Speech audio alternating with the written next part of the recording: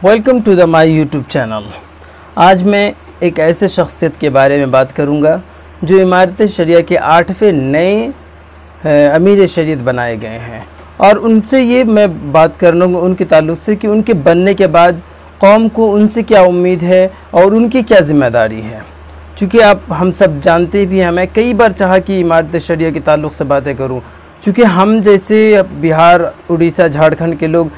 बहुत ज़्यादा उम्मीदें इमारत से लगाते हैं, और उसमें जो लास्ट के 6 मंथ से जो जिस तरीके के हालात पैदा हुए वो भी पसंद करने के काबिल नहीं है। लेकिन फिर भी मैं अपनी एक 4 मिसरे की शेर से उनकी बात शुरू करूं। सैकड़ों ही रहनुमा है, रास्ता कोई नहीं, आईना चारों तरफ है, देखता कोई नहीं, सब के सब है अपने अपने दायरे की कैद में, दायरों की हद से बाहर सोचता कोई नहीं। चूँकि हर इंसान उतनी ही सोचता है जितना उसके दायरे होते हैं, लेकिन आप इतनी कम उम्र में अमीर शरीयत बनाए गए हैं, जो आप ऐसे खानवादा से भी आते हैं जो एक हिंदुस्तान को कहीं ना कहीं एक उलूम इस्लामिया की तरफ राग़िब करने में उनका बड़ा रोल रहा है। क्योंकि मैंने कई दिनों से एक इंटरव्यूज़ देखा है जिसमें मौलाना मोहम्मद अली मुंगेरी के ताल्लुक़ से, मौलाना मिन्नतुल्लाह रहमानी साहब के ताल्लुक़ से, ख़ुद वली रहमानी साहब के ताल्लुक़ से, आप वली फैसल रहमानी साहब,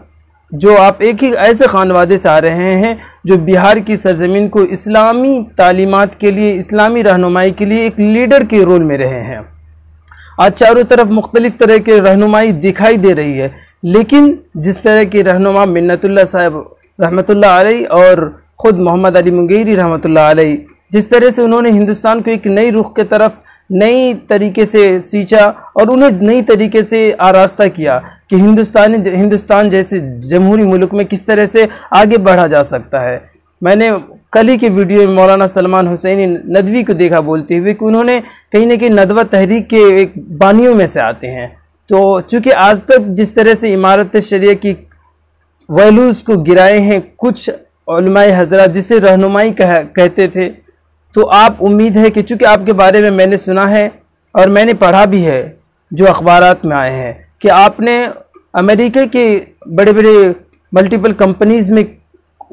एज ए एम्प्लॉय काम भी किए हैं और एक ऐसी कंपनी के CEO भी बने हैं। बाद में आप जामिया अज़हर मिस्र जैसे कॉलेज, यूनिवर्सिटी से आपने तालीम हासिल की है, तो आपको ग्लोबल नॉलेज है। तो आप उस तरह से एक ऐसे इदारे का जो सिर्फ बिहार पे मुहित नहीं है बल्कि उड़ीसा, झारखंड और इसके इम्पैक्ट पूरे हिंदुस्तान पे पड़ते हैं। क्योंकि मैंने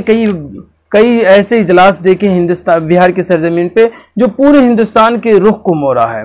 तो आप ऐसे ओहदे पे फायज किए गए हैं जहाँ पे तमाम तरह के इख्तियारात है। आपने जिस तरह से रहमानी 30 की रहनुमाई करते हुए रहमानी 30 के नाम को इतना ऊपर ले गया कि आज अक़लियत समाज के एक ऐसे तबका जो उससे तालीम हासिल करके आगे बढ़ रहे हैं।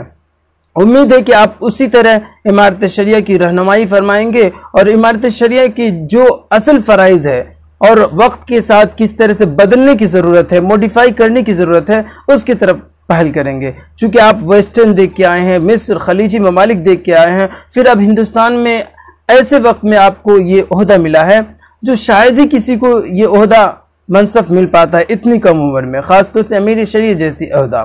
और उससे उम्मीदें बहुत है, नौजवानों को ख़ासतौर से इतनी उम्मीदें हैं कि उसकी कोई, चूँकि इस वक्त जितना अनएम्प्लॉयमेंट है, जितना एक फेयर समाज में है, जो ख़ासतौर से अक़लियत तबका के अंदर की शायद कि इसकी दुनिया तारीख दिख रही है, इसकी दुनिया बिल्कुल तारीख से तारीख होती भी जा रही है। उसकी वजह है तालीमी मेयार में बहुत नीचे गिरना। और आप इतने एजुकेटेड होने के बाद जिस तरह से आपने रहमानी 30 के लिए काम किया है, और उसके अलावा आपने मुख्तलिफ जिस तरह से खानका में गद्दा नशीन होने के बाद ही आप जिस तरह से वहाँ की तालीम में थोड़ी सी पूरी जिम्मेदारी आपने अदा किया। वहाँ की एक तलबा से मेरी बात हो रही थी आपके ताल्लुक़ से, तो उन्होंने फरमाया कि जब से हज़रत यहाँ के खानका के बने हैं गद्दा नशीन, उस वक्त से एक नई तरीके के जोश जज्बे मदारिस की तलबा में, ख़ासतौर से खानका रहमानी मुंगेर के अंदर है। तो वो उम्मीद है कि आप इमारत शरिया के अंदर भी डालेंगे, पूरे हिंदुस्तान के अंदर उसका इम्पैक्ट पड़े। चूँकि बिहार की एक तारीख़ रही है कि यहाँ से एक नए तरीके की आवाज़ें उठी है। चूँकि आप खुद मुस्लिम पर्सनल बोर्ड में देखे होंगे जिस तरह से वली रहमानी साहब की एक अलग पहचान थी, जिस तरह से उनके एक अलग रुख हुआ करते थे। तो उस तरह से आप भी, हर वालिद चाहता है कि हमारे बच्चे हमसे बेहतर हो, तो हम जैसे आपके मद्दाह ये चाहते हैं कि आप भी बेहतर इमारत शरिया को बनाएं और रहनुमाई करें, क्योंकि लोगों के अंदर सलाहियत की, लोगों के अंदर जो एक नाउम्मीदी पैदा हो रही है, नाउम्मीदी बढ़ रही है, वो ज़्यादा नुकसान पहुंचा रहा है। बल्कि मुस्लिम कौम में कोई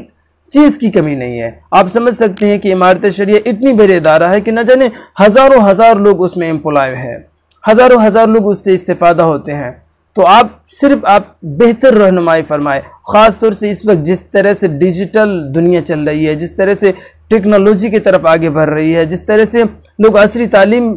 की तरफ पैसे कन्वर्ट हो रहे हैं, तो उसकी तरफ आप राग़िब कराएंगे और इमारत शरिया के ऐसे मनसब पे फायज होकर पूरे हिंदुस्तान को एक नए रुख देंगे।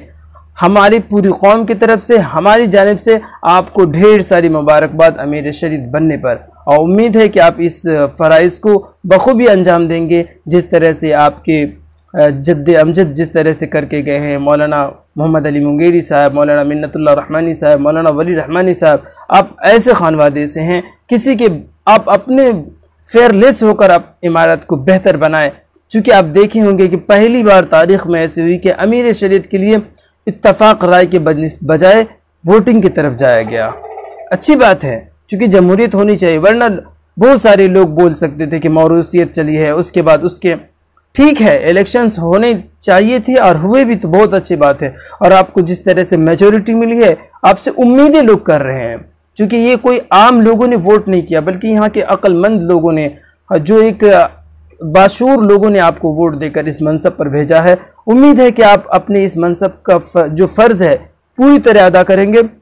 और आवाम से भी उम्मीद ये की जाती है आपके ताल्लुक से कि आप इनकी भरपूर तायद करें और पूरी अच्छी तरह एक्सेप्ट करें, इनके हर एक बात को गौर से सुने और इनकी हर एक बात पे अमल करने की तौफीक अता फरमाए। ख़ासतौर से उलमा की जमात जो रहनुमाई कर रहे हैं चारों तरफ, थोड़ी थोड़ी चीज़ें हैं जो अपनी